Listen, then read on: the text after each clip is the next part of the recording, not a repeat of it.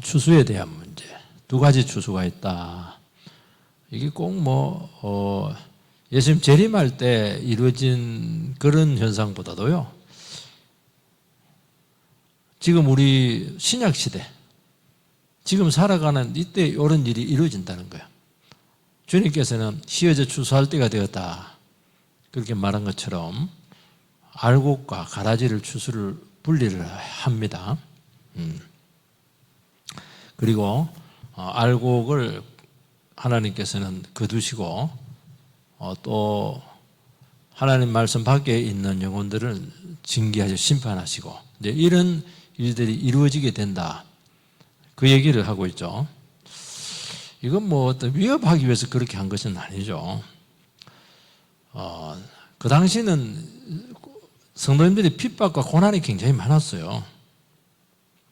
그래서 두 가지를 이야기를 해줍니다. 그 핍박과 어려운 가운데서도 끝까지 주의 말씀을 의지하고 걸어가게 될 때 알곡되게 해서 하나님께서 끝까지 챙긴다는 것입니다. 반면에 그 현실 상황 가운데서 편성해서 주의 말씀 밖에 있게 되게 될 때 주님께서는 거기에 대해서 긍휼 없는 판단과 심판이 있게 된다 하는 것을 이야기하는 것입니다.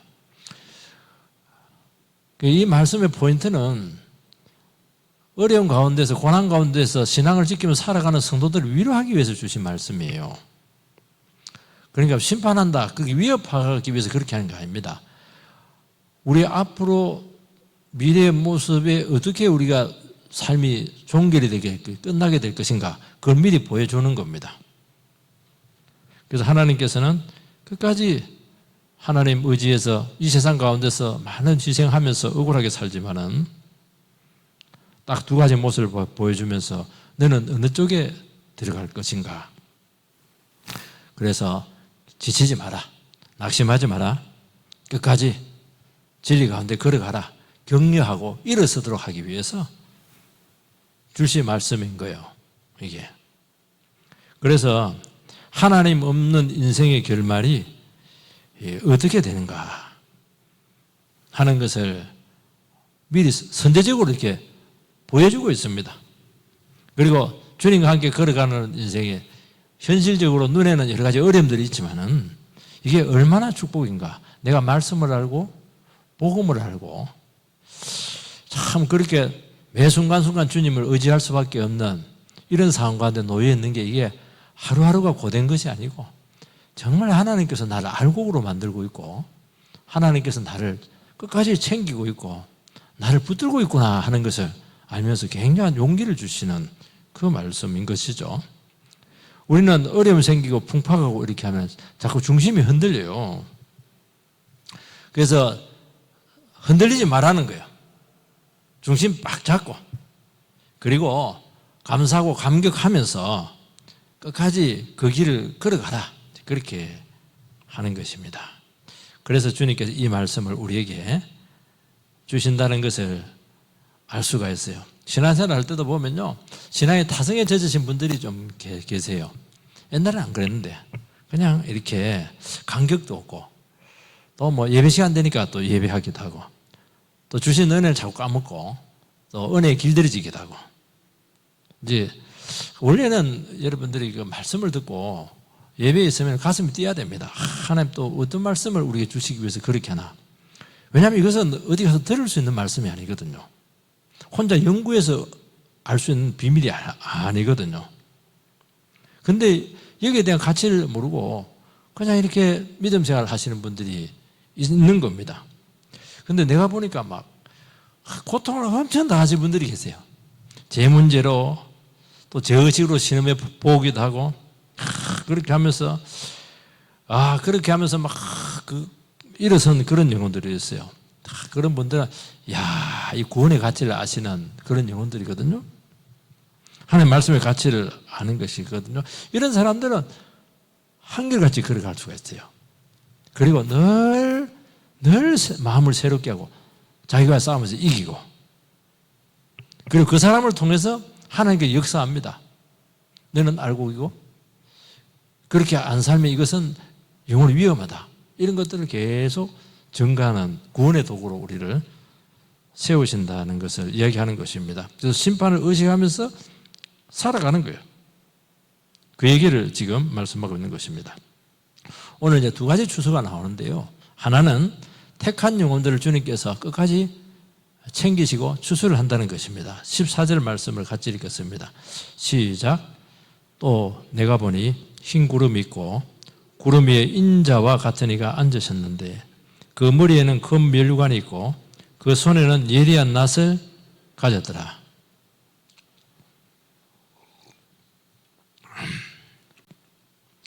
여기 흰 구름이 나오고요. 그 위에 인자 같은 이가 앉아 계십니다. 앉아 있다는 건 다스리고 있다는 겁니다. 성경에서 보면 흰 구름 이렇게 할 때는 그 신성을 표현하는 것입니다. 신적 권위를 가지고 있죠. 피조물과 인간은 감히 우리식으로 말하면 범접할 수 없는 그런 곳에 존재한다 하는 것이죠. 그러니까 우리가 어떤 것을 하나님께 영향을 미칠 수가 없어요. 14장 1절에 보면은 한번 펴보시기 바랍니다. 14장 1절에 보면은 같이 읽겠습니다. 시작. 또 내가 보니 보라 어린 양이 시온산에 섰고 그와 함께 14만 4천이 서 있는데 그들의 이마에는 어린 양의 이름과 그 아버지의 이름을 쓴 것이 있더라. 여기 보면 어린 양이 시온산에 서 있습니다. 여기는 흰 구름 위에 앉아 있습니다. 서 있다고 하는 것은 지금 싸우고 있는 것입니다. 어린 양이 자기 백성들 위해서 싸우고 있어요. 그리고 최후의 승리를 주신다는 것입니다. 여기 인자가 계속 나오고 있거든요. 구름 위에 인자와 같은데 인자는 사람의 아들이잖아요. 예수님은 하나님이신데 사람의 아들이 됐죠. 그 이유는 십자가에 죽으시고 부활하셔서 자기 백성들을 죄에서부터 구원을 합니다. 그리고 하늘 보좌 우편에 올라가서 자정하세요. 그리고 자기 백성들과 계속 그 교제하시고 지키시고 도우시고 다스리고 있다. 그 의미가 그 인자, 사람의 아들이라고 하는 그 말씀, Son of God, 하나님의 Son of Man, 사람의 아들, 이런 식으로 표현을 하고 있는 것입니다. 그래서 주님께서는 그 하늘 보좌에 올라가셔가지고 두 가지 권한을 아버지께로부터 받습니다. 통치권과 심판권을 받는 것입니다. 이 금면류관을 이제 쓰는데요. 이 원래 이건 이제 화관입니다. 이 금면류관. 원래 이 번역이 금면류관으로 되어 있는데 이거는 순수한 우리나라 말이 아니고 그 일본 말입니다. 일제시대 때 이걸 번역을 할 때 금면류관, 면류관. 금은 똑같고 면류관. 그러니까 이거는 이제 일본 천황에게 쓰여진 그 제의적인 용어입니다. 이게. 그래서 면류관 이렇게 하면 통치권자, 권세자, 이것을 이제 상징하는 것입니다. 예수님께서, 어린 자인데 예수님께서 금면류관을 쓰고 있다고 하는 것은 이분께 통치권자고 심판권을 가지고 있는데 세상의 시작은 바로 보좌에 좌정해 계신 예수님께로부터 시작이 되고 있고 그리고 그분은 심판으로 이 세상을 끝내신다 하는 것을 이야기합니다. 다스리시고 심판하시고 끝내신다. 그런 의미를 가지고 있는 것입니다. 그 예수님께서는 자기 백성을 이제 추수를 합니다. 추수를 하는데 손에 예리한 낫을 가지고 있습니다. 낫은 베는 거잖아요. 자른다. 그래서 당장 척 자르니까 이제 심판한다. 이제 그런 뜻을 갖고 있는데, 심판한다 그런 것도 있지만 낫 가지고 뭐 벼를 딱 베면 추수하는 것과 똑같아요. 그래서 여기서는 추수하는 개념을 가지고 있습니다. 스가랴서 5장 1절 말씀을 한번 띄워주시기 바랍니다. 스가랴서 5장 시작. 내가 다시 눈을 들어본즉 날아가는 두루마리가 있더라. 스가랴 선지자가 눈을 들어서 보니까 두루마리가 날아가고 있어요. 두루마리가 성경입니다. 이게 쉽게 말해서 하나님의 말씀이에요. 원래 원문 뜻이 옛날 두루마리를 썼잖아요. 그 두루마리를 이번에 그 구약이니까 히브리어잖아요.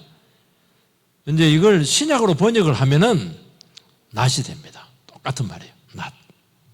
그러니까 인자 같은 이가 손에 예리한 낫을 가졌다고 하는 것은 뭐냐면 인자 같은 이가 예리한 하나님의 말씀을 가졌더라. 그 얘기를 하는 것입니다. 그 예리한 말씀, 예리한 낫. 이것은 자기 백성들을 추수할 때 절대 실패하지 않는다는 것입니다. 여러분 이것은 참 우리에게 중요한 겁니다. 하나님은 뭐 내 같은 사람 뭐 혹시 잊어버릴 수도 있겠다 그 생각할 가능성이 많거든요. 그렇지가 않아요. 하나님 자기 백성들을 정확하게 분별하시고 끝까지 책임을 지시고 하나님께서는 추수하고 자기 백성으로 거두신다 그런 뜻을 가지고 있는 것입니다. 이거는 우리에게 굉장한 위로가 돼요. 그 많고 많은 사람 중에 하나님 나를 어떻게 알 것인가? 어려움에 처한 나를 어떻게 알 것인가? 근데 하나님은 놀라운 게 있습니다. 자기 백성들을 대하실 때 모호하게 대하잖아요. 저는 그게 너무 놀라운 것 같아요. 이게 하나님이 내 하나님인가? 내 하나님이 아닌가? 아버지가 맞나? 아저씨인가? 그렇지가 않아요. 하나님은 정확하게 하나님이세요. 여러분 아저씨하고 내 아버지하고는 다르잖아요. 그건 금방 느끼잖아요. 이거 말하는 거 보면 금방 알잖아요. 아들에게 하는 말인지 옆집 아들에게 하는 말인지 금방 알잖아요. 하나님은 우리를 대하실 때 애매하게 대하지 않는 거예요. 그리고 정확한 말씀으로 예리한 말씀으로 명확하게 이야기를 해줘요. 말씀 가운데. 그래서 그 아들이 하는 사람들 하나님 말씀을 들을 때 늘 무슨 말인지 못 알아들어요. 팀이 머리가 나쁜 게 아닙니다. 왜냐하면 이게 아들이 아니다 보니까 말씀을 들을 때 이게 뭐 뜬구름 잡는 것 같기도 하고 맞는 것 같기도 하고 안 맞는 것 같기도 하고 늘 애매한 거예요. 근데 자기 아들은 안 그래요. 절대로 애매한 게 없어요. 너무너무 명확하게 나에게 주신 말씀으로 다가온다는 것입니다. 이 말씀을 들으면은 알죠. 모든 어려움들을 다 이기고 그리고 그렇게 삶이 풍성해지는 것을 알 수가 있습니다. 특히 그 예리한 말씀이 언제 빛을 발하냐니까 어려움 가운데 있을 때, 고난 가운데 있을 때, 핍박 가운데 있을 때 하나님께서는 막 예리하게 말씀합니다. 왜냐하면 다른 걸로서는 붙들릴 수가 없거든요. 걱정하지 마. 이길 수 있어. 그리고 고난에는 뜻이 있는 거야. 너를 알곡으로 만들고 있는 거야. 막 예배 때마다 주님께서 말씀을 하세요. 저는 너무 신기한 게 뭐냐니까 제 큰딸이 선전성 심장병이잖아요. 막 수술도 3번 하고 계속 힘들었어요. 힘들었는데 예배 때마다 말씀해 줬어요. 걱정하지 마. 그 뜻이 있는 거야. 하나님께서 장애를 갖고 준 것은 하나님 쓰려고 하는 거야. 분명히 이야기를 했었어요. 너무 신기했어요, 이게. 그 얘기를 못 들었으면은 절대로 그 고난을 이기지 않아서 어떻게 전도사가 어떻게 3번 수술을 해요? 아산병원에서. 그럴 수가 없는 거예요. 너무 명확한 거예요, 이게. 그래서 하나님께서는 자기 믿음의 백성을 모른다거나 절대 잊지 않아요. 그리고 끝까지 반드시 챙기십니다. 기도했는데 나는 안 챙기던데요. 때가 안 돼서 그래요. 반드시 챙겨요. 15절 말씀을 읽겠습니다. 시작. 또 다른 천사가 성전으로부터 나와 구름 위에 앉은 이를 향하여 큰 음성으로 외치려되 당신의 낫을 휘둘러 거두소서 땅의 곡식이 다 익어 거둘 때가 이르렀음이니이다 하니 성전에서 또 다른 천사가 나와가지고 구름 위에 앉은 이 어린 양 대신 예수님이잖아요. 이제 천사는 하나님의 사자니까 하나님의 메시지를 예수님께 전해줍니다. 천사가 높은 자로서 예수님께 명령하는 게 아니에요. 심부름꾼이니까 하나님 아버지께서 아들에게 메시지를 전달하고 있습니다. 그 전달하는 것이 무엇입니까? 당신의 낫을 휘둘러 거두소서. 예수님께서 천사를 통해서 하나님의 지시를 받아서 자기 백성들을 구원하라 이런 메시지를 아버지께로부터 듣습니다. 여기 보면 낫을 휘둘러 되어 있는데 이것은 이제 펜포, 휘두른다, 낫을 막 휘두른다 그런 뜻보다도 보낸다 이제 그런 뜻을 가지고 있죠. 아까도 이제 낫은 늘 착 이렇게 하길래 베고 자른다 이런 의미가 아닙니다. 여기서 심판한다 그런 의미가 아닙니다. 하나님의 말씀을 보낸다, 펜포. 휘둘러 보낸다. 말씀을 보내어서 자기 백성들을 거두어 들인다. 이 뜻을 갖고 있는 것입니다. 쉽게 말해서 자기 백성들을 추수하시고 그 추수를 말씀으로 한다. 그 뜻을 갖고 있습니다. 여러분, 자기 백성들을 하나님께 추수할 때 뭐 거물 던져서 하는 것도 아니고요. 낚시로 하는 것도 아니고요. 물론 추수하겠어요? 굉장히 곤란하잖아요. 자기 백성 어떻게 분별해내요? 분별하는 게 명확해요. 예리한 말씀이 보내집니다. 그걸 이야기하는 것이에요. 그 영혼을 찾아가요. 나는 안 찾아가던데 그럴 리 없어요. 그거는 그 백성이 아니라서 그래요. 그리고 그 말씀으로 하여금 계속 믿음으로 반응하게 합니다. 그러면 영혼이 계속 알곡으로 이렇게 연결져요. 그래서 때가 되면은 알곡은 바로 추수 못 하잖아요. 최고로 됐을 때 그때 딱 낫을 돼서 추수하는 것입니다. 그런데 하나님의 말씀이 살아가는데 거부를 해요. 못 알아들어요. 그건 이제 심판이죠. 여러분, 이 자기 백성들을 추수할 때 아들은 스스로 하지 않고 천사의 지시를 받는 거 보면 아버지의 제가를 받는다는 것을 알 수가 있어요. 예수님께도 그랬잖아요. 나는 그 때와 시를 알지 못하고 아버지만 안다. 그거는 뭐 예수님 꼭 모른다기보다도 아들이 겸손이죠. 아버지의 제가를 받아서 하겠다는 것입니다. 그 제가가 언제냐면은 땅의 곡식이 다 익었을 때 그때 이제 알곡을 추수한다는 것입니다. 요한복음 4장에 보면은 예수님께서는 수가성 여자를 고치고 난 후에 제자들이 멀리 갔다가 음식을 가지고 갔을 때 나는 배가 부르다 이러면서 희어져 추수할 때가 되었다. 근데 보낼 일꾼이 없다. 그 말씀을 하고 있습니다. 그러니까 우리가 그 추수할 때가 되면은 들판이 희어진다는 거예요. 우리나라는 노랗게 되잖아요. 곡식이 그 황금 물결 이렇게 하는데 그 이스라엘 팔레스타인 땅은 희어져요. 하얘져요. 그래서 추수할 때가 어떤 증상이 나타나니까 그 땅이 굉장히 마르게 됩니다. 비가 안 오고. 그리고 같이 자란 가라지하고 잡초가 먼저 말라버려요. 그러면 들판 위에 뭐가 있냐니까 이제 알곡만 남는 것이죠. 그래서 온 들판이 휘어지고 곡식만 남게 되고 그래서 그것을 추수를 하니까 정확하게 알곡만 추수를 할 수 있게 된다는 것입니다. 베드로전서 1장에 보면 뭐라고 하냐? 풀은 마르고 꽃은 시드나 주의 말씀은 영원하다. 그렇게 말씀하고 있습니다.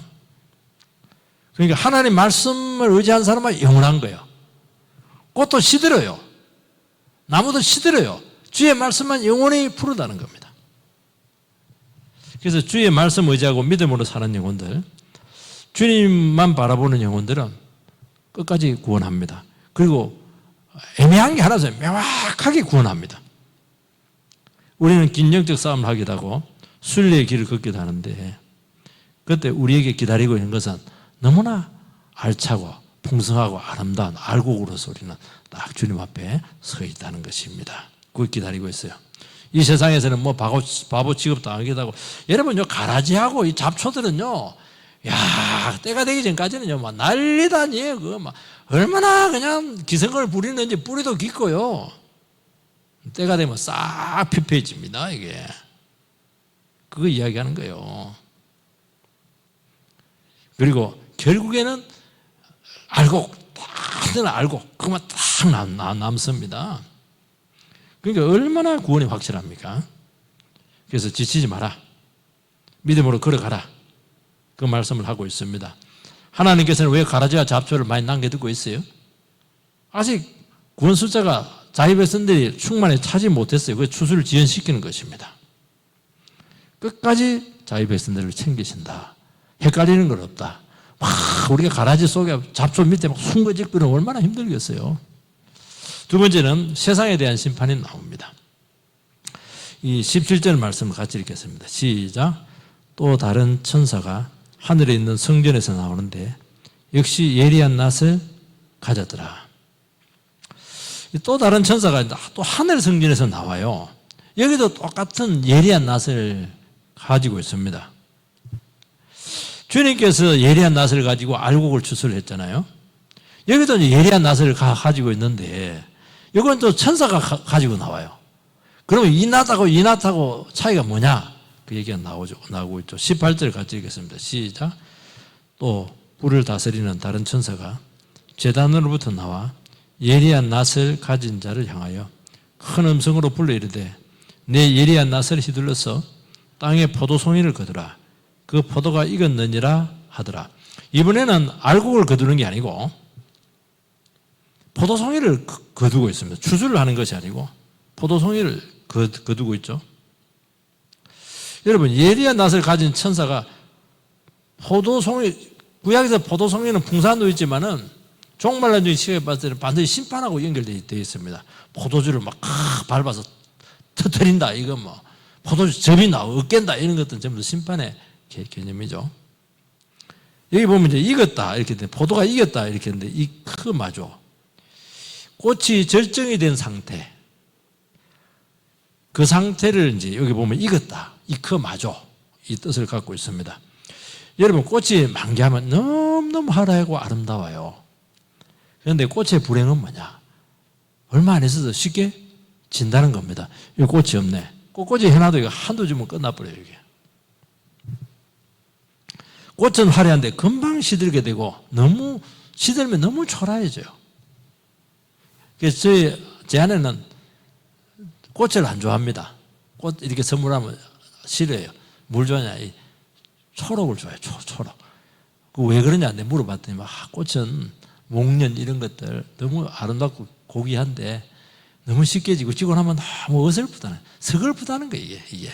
그래서 어디 바깥에 나갈 때는 항상 그 산을 봐요. 나는 이제 계곡을 보고 물을 좋아하니까 시선이 달라요. 여러분, 천사의 심판의 대상은 하나님 말씀 밖에 있는 영혼들이죠. 그리스도 밖에 있는 그 사람들이죠. 죄를 먹고 마시고 살아가는 그 심령들, 세상 욕망을 추구하고 우상을 추구하고 세상을 추구하는 그 영혼들, 그 영혼들입니다. 여러분, 주님 밖에 있는 영혼들의 특징은 뭐냐? 꽃과 같아요. 그 화려함, 그 영광, 그 권력의 그 화려함, 명예의 그 유혹, 화려함, 너무너무 빛가번쩍 하잖아요. 그 절정의 삶을, 그 인기의 화려함, 이거 뭐 포기할 수 없죠. 그걸 향해서 막 질주를 합니다. 그런데 그 위에 올라가도 그게 곧 얼마 못 가요. 떨어지면 그렇게 추할 수가 없어요. 얼마 전에 보니까 이효리 그 여자 그 가수 있잖아요. 핑클 이래가지고 뭐 굉장히 인기를 끌잖아요. 지금까지도 우리 먹고 있고 이렇게 하는데 보니까 남편하고 얘기하는데 보니까 당신은 언제 제일 행복해? 이렇게 하니까 그 이효리가 하는 말이, 나는 인기 끌면 가수로 성공하면 행복할 줄 알았대요. 그런데 그게 아니었대요. 그러면 지금 뭐가 행복하냐? 지금이 행복하대요. 그냥 있는 이 하루하루의 삶이 행복하대요. 벌써 뭔가 좀 이상한데 좀 알긴 아는 것 같아요. 인간의 가능성과 의지를 믿고 화려하게 살았지만은 결국 퇴색된 과거 영광만 남아 있습니다. 이게 세상의 문명이고 이 세상 사람들의 삶이라는 거예요. 한때 잘 나가는 거예요. 한때. 왜냐하면 영원한 하나님의 말씀에 입각하지 않았기 때문에 그렇다는 거예요. 여러분, 계속 풀으려고 하면은 계속 생명이 들어와야 되거든요. 그러니까 하나님 말씀 외에는 생명을 줄 수 있는 게 없어요. 자기 힘 아무리 써도 안 돼요. 그건 우리 얼마나 힘이 많으면 금방 지쳐버리잖아요. 시들시들해지고 막 자매들 보면 막 그냥 밤 10시 되면 시들시들해지고 막 대자화자 이러면 막 그냥 골아 떨어져 버리고 그렇다는 거예요. 이걸 못 깨닫다 보니까 이런 삶을 산다는 거예요. 이게 뭐 이제 불이 나와요. 심판이죠. 낫을 이룬다는 것은 아까도 말한 것처럼 말씀을 보낸다, 그 뜻을 갖고 있습니다. 말씀은 두 영역을 가른다고 했죠. 말씀에 순종하든지 거부하든지, 순종하면 추수요. 거부하면 심판입니다. 그런데 이 불을 다스리는 천사가 나오는데 이 천사는 제단에서 나와서 그 낫으로 포도송이를 거두어서 하나님의 진노의 포도주 틀에 던져서 밟히게 합니다. 19절 20절 같이 읽겠습니다. 19절 시작. 천사가 낫을 땅에 휘둘러 땅에 포도를 거두어 하나님의 진노의 큰 포도주 틀에 던지매 성 밖에서 그 틀이 밟히니 틀에서 피가 나서 말굴레까지 닿았고 1600 스타디온에 퍼졌더라. 하나님의 말씀이 예리한 말씀을 찾아가는데 그 말씀을 거부해서 임하는 그 심판이죠. 포도주철이 어디에 있냐니까 성 안에 있지 않고 성 밖에 있습니다. 예루살렘 성 밖에 있어요. 거룩한 성 밖에 있습니다. 그러니까 예루살렘 성 안에 있어야 구원이 임하는 영역이거든요. 이게 구원은 밖에 있다는 거예요. 이 포도주 틀에서 포도주를 분명히 그 포도를 넣었는데 막 어깨에서 짜니까 포도즙이 나오는 것처럼 피가 나왔어요. 그 피가 얼마나 많은지 깊이가 말굴레 높이, 말이 짐승 중에 굉장히 크거든요. 말이 여러분 3m 올라가요. 거기다 굴레까지 합하면 4m 된다고 봐야 돼요. 굉장히 높거든요. 길이가 1600 스타디온, 이걸 우리 도량형으로 계산하면 한 320km. 대구하고 부산까지가, 대구하고 서울까지가 280km 돼요. 대구하고 서울보다 조금 더 먼 거리면, 먼 거리죠. 부산보다는 좀 가깝고요. 그러니까 피가 뭐 얼마나 많은지, 말 높이에다가 막 320km까지 있으니까 피로 광을 이루었다는 것을 알 수가 있어요. 여기 보면 이제 1600인데요. 여기 보면 1600이 나오려면 4 곱하기 4 곱하기 100을 하면 돼요. 여러분, 성경에서 4라고 하는 것은 이게 피조물의 숫자입니다. 3은 성부, 성자, 성령, 하나님의 숫자예요. 피조물은 4가 돼요. 왜 4로 하냐니까 완전수가 7이거든요. 조금 뭐 말로 하는 것 같은데요. 그래서 3과 4가 합쳐져서 7이 되면은 이 통합의 수가 된다. 완전수가 된다. 그런 뜻을 갖고 통한다는 게 통합의 숫자죠. 쉽게 말해서 완전한 회복은 뭐냐? 하나님과 창조물이 하나로 딱 통하는 것입니다. 그런데 이것들은 이제 성 밖에 포도주 틀이 있어요. 그런데 놀라운 것은 이 피가 성 안으로는 안 들어와요. 이 피가 성 밖에서 그냥 들어가는 거예요. 그 진노의 피죠. 이게 쉽게 말해서 이것은 심판의 피를 이야기하는 것입니다. 성 안에 있는 사람들은 보존이 된다는 것을 알 수가 있어요. 여러분, 자기 백성을 추수하시는 분은 예수님이십니다. 그런데 하나님의 심판을 대행하는 대행자는 천사입니다. 그 직급이 달라요. 자기 백성들 알곡을 거두어 들이시는 분은 예수님이세요. 그런데 심판을 하시는 심판자는 천사예요. 예수님이 예리할까요? 천사가 예리할까요? 직급이 달라요. 그러니까 하나님께 자기 백성을 구원하는 일을 얼마나 존귀하게 여기시는가 하는 것을 알 수가 있죠. 하나님께서는 아들과 함께 추수에 대해서 아버지와 의논을 합니다. 그리고 한 영혼들을 너무나 귀하게 다룹니다. 추수 잘못하다가 이거 그냥 포도철에 그냥 바깥에 안 되잖아요.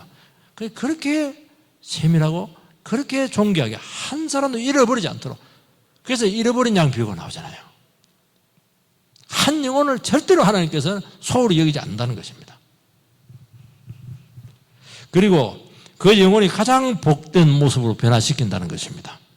그래서 모든 일이 이루어지는 것, 이런 모든 것들도 그 알곡이 알곡되게 하도록 써는 조연에 불과하다는 거예요, 여러분. 그리고 때가 되면 전부 다 말라서 없애게 다는 겁니다. 충분히 기회를 주고 배려하면서 확실하게 자기 백성을 챙기시는 것입니다. 그런데 천사가 심판 대행자인데요. 천사가 심판을 할 때는 예수님처럼 심판권도 없고 통치권도 없어요. 그냥 지시한 대로 순종합니다. 여러분, 지시한 대로 하는 게 제일 무서운 거예요. 직접 당사자가 와가지고 지휘자가 와가지고 딱 이렇게 하면 대화가 되거든요. 그런데 그 지휘자가 전력을 벌고 하는 것은 에너지가 없어요. 명령대로 해야 돼요. 그게 무서운 거예요, 여러분들. 그러니까 천사는 심판할 때 막 무시무시하게 긍휼이 없어요. 뭐 대화가 안 돼요. 그냥 그렇게 하는 거예요. 여러분, 천사가 성전에서 나와서 주님에게 백성 추수하라고 전했잖아요. 근데 여기 또 보면 어떤 천사가 나온다니까 제단에도 또 천사가 나오잖아요. 불을 다스리는 천사인데 포도송이를 거두라. 두 가지 명령이 지금 떨어지고 있어요. 성전은 하나님의 임재의 장소잖아요. 그러니까 벌써 그게 또 달라요. 성전은 하나님의 임재의 장소잖아요. 화해와 회복의 장소입니다. 제단은 좀 의미가 달라요. 희생제물을 잡아서 피를 막 흘리게 하는 거예요. 그리고 번제로 태우는 것입니다. 굉장히 심판의 성격이 강하다는 거예요. 그래서 제단에서 나와서 한 명령은 뭐냐? 심판을 보여주는 것이죠. 포도주 틀 성밖이죠. 여러분, 예수님께서 심판을 어디서 당했냐니까 예루살렘 성 안에서 당한 게 아니고 성 밖, 영문 밖에서 골고다 언덕 위에서 십자가에 달려 죽었습니다. 그러니까 그 말은 뭐냐니까 저주받은 자는 성 안에 살 수 없고 성 밖에서 반드시 처형하는 것입니다. 예수님께서는 인간이 받을 저주와 형벌과 죽음을 성 밖에서 홀로 당하셨습니다. 그래서 이분이 흘린 피는 인류가 흘린 피와 비교할 수가 없는 절대적인 피가 되었던 것입니다. 세상에 피가 얼마나 많은지 3m 되는 높이로 막 그냥 대구까지만, 서울 대구까지만 그렇게 흑한히 강을 이뤘는데 예수님의 단 한 분의 피는 그것과 비교할 수 없는 모든 저주를 끝내고 모든 구원을 이루는 모든 죄를 대속하는 그런 위대한 피가 되었다. 보혈의 피가 되었다. 그 말씀을 하고 있는 것입니다. 인간은 이 죄 없고 순결하고 사랑에 와시는 하나님을 죽였어요. 여기서 인간의 죄악의 극대치가 나타나게 되었어요.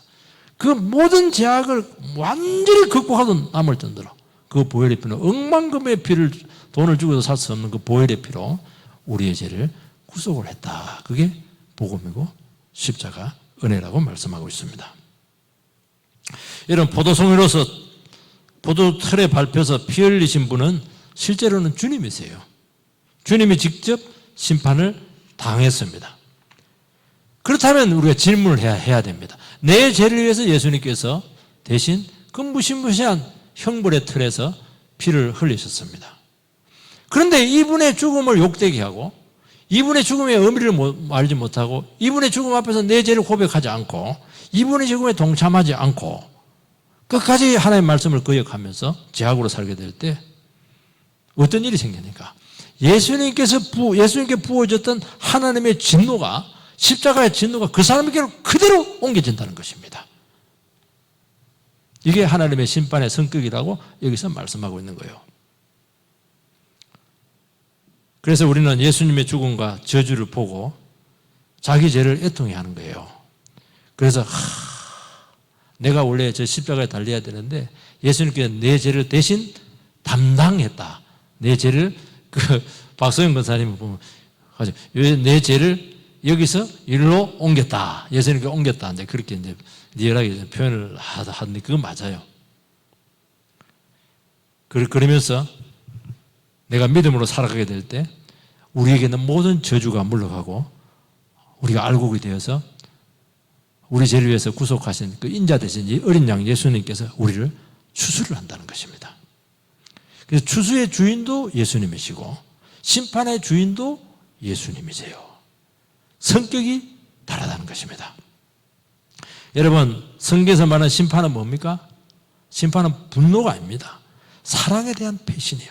이런 엄청난 사랑을 주었는데 예수님 십자가에 못 박힌 주님의 사랑에 대해서 아무 느낌이 없는 거예요. 아무 감동이 없어요. 아무런 삶에 대한 고백이 없어요. 죄에 대한 애통함이 없어요. 그게 심판이에요. 그 배신의 대가는 무시무시합니다. 여러분, 십자가의 피는 위대하죠. 어떤 죄악도 용서하고 새 출발하게 한다는 것입니다. 모든 저주를 끝내는 절대적인 힘을 가지고 있습니다. 여러분요, 이 세상에 어떤 문제도 십자가 앞에 가져왔는데 안 풀리는 거 없더라. 거짓말이에요, 그거. 십자가 앞에 안 와요. 나는 저 사람하고 막 너무 고려 오래 피어가지고 절대로 용서 못해. 용서 못할 것 같아요? 십자가 앞에 가면 뭐라 합니까? 내가 너 죄를 위해서 십자가에 죽었어. 내 저 사람한테 얼마나 창피당한 줄 아세요? 요즘 뭐라고 합니까? 나도 정오 벌건 때나세 완전히 나체가 돼가지고 사람들 만체라가 보는 앞에서 온갖 그냥 은밀한 모습 다 보이면서 온갖 욕 다 들어먹었어. 그렇게 네 당해봤어? 그렇게 얘기한다니까요. 네 마음이 그렇게 힘들어? 십자가 위에서 만 가지 고통에 함께 오는 그 십자가 고통을 당해봤어? 왜 안 풀려요? 다 풀려지. 십자가 앞에 가면 다 풀리게 되어 있는 거예요, 여러분들. 그리고 나서 하나님, 내 죄가 용서되었다. 얼마나 인생이 가벼워져요. 인생이 정리가 싹 되잖아요. 그러면서 내가 너와 끝까지 함께한다. 그래서 벌떡 일어서서 새 출발하게 한다는 것입니다. 얼마나 위대해요. 다 풀려내는 거예요, 여러분들. 나는 예수 믿는데 되는 거 하나도 없어. 아직 그 십자가를 몰라서 그래요. 십자가 앞에 가면 전부 다 풀립니다. 저는 우리 성도님들 관계들도 안 풀리고 막 어려움도 안 풀리고 너무 마음이 아파요. 마음이 아프면 두 가지입니다. 얼마나 힘들까? 그것도 아프지만 왜 그 문제를 갖고 십자가 앞에 가서 왜 눈물을 안 흘릴까? 십자가 앞에 가면 다 풀릴 텐데 그 자존심 뭐가 중요해요, 그거. 예수님처럼 자존심 센 분이 어디 있어요? 자존심 다 내려놓고 침 뱉은다고 욕 다 당하고 모함 다 당하고 얼마나 억울한 일 당했어요. 그렇게 어려우시고 순수하신 분이 욕이란 욕은 다 들먹었는데 우리는 막 한두 마디 듣고 막 삐끼가지고 막 원수도 그런 원수가 없어요. 진짜 교만한 거거든요. 그 교만을 십자가에 못 박으라는 거예요. 망치를 갖고 그냥 정으로 못 박으라는 거예요. 왜 안 돼요? 다 되지. 안 가니까 그렇지. 그게 위험하다는 거예요. 그럼 자기가 당해야 되고. 여러분, 잔은 심판이에요, 구약에서. 여러분, 잔치할 때요, 잔 돌리잖아요. 기쁨과 화합의 상징이지만요. 영적 교제의 잔입니다. 여러분, 제사 지낼 때 막 잔 가지고 향표하고 싹 이래가지고 이거는 그 귀신하고 접신하는 거예요. 쉽게 말해서. 신에게 제물을 바치는 것입니다. 신과 연합하는 거예요. 신과 연합은 굉장히 위험해요. 굉장히 매혹적인데 굉장히 위험해요. 그래서 신과 교제하고 유지하려고 하면 거룩한 영역에 들어가야 되는데 그러면 축복이 와요. 그게 잘못되면 무시무시한 심판이 임하는 것입니다. 그래서 잔은 축복인 동시에 저주예요. 화해인 동시에 분노의 잔이에요. 예수님께서는 십자가 만찬 위에서 포도주를 따라주면서 이것은 너희들을 위해서 흘리는 바 언약의 피니라 그렇게 설정을 해주고 있습니다. 이 주님의 피로 하나님과 너희들을 연합시킨다는 거예요. 하나 되게 한다는 겁니다. 여러분, 포도주는 피를 상징하지만 생명을 상징합니다. 하나님과 연합할 때 생명 역사가 나타나요. 나를 십자가에 못 박고 하나님의 말씀에 헌신할 때 신적인 은혜가 임하는 것입니다. 그 피를 부정하고 혈기를 부리고 교만을 부리고 불신으로 가면은 그것은 축복의 잔, 생명의 잔이 아니고 죽음의 잔, 진노의 잔이 된다는 것입니다.